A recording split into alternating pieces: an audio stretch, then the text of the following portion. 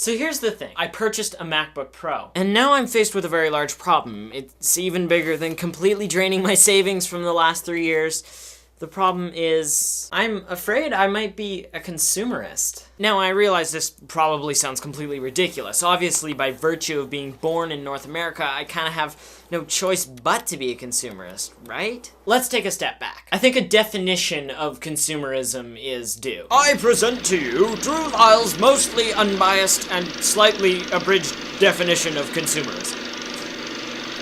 Consumerism is a mentality. It's the mentality of society as a whole, particularly the societies of the developed world. It's essentially just about buying stuff. Buying stuff simply because we can, and so we can say to the rest of the world, "Hey, rest of the world, look at this neat stuff I have bought." And while it does sound a little silly, this part is essentially harmless. The issues start showing up when you bring the production of the stuff into the picture. The problem is, if you try and make the stuff here in North America, one, you have to pay the workers a wage they can actually live on, and two, you have to make sure they don't get killed while they're at work. So this can quickly become very expensive for the company. And then we, the people buying the stuff, have to pay like $45 for a toothbrush.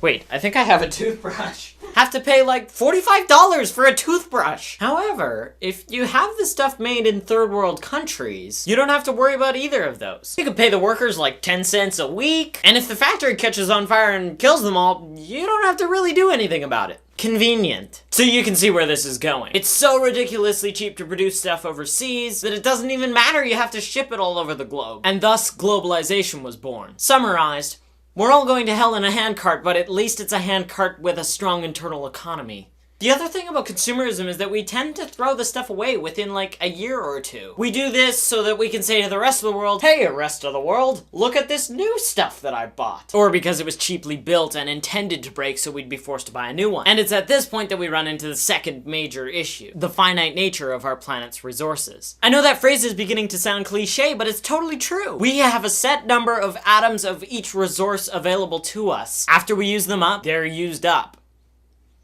It's that straightforward. And to make matters worse, we simply don't have enough resources to continue making stuff at the rate that we are making stuff.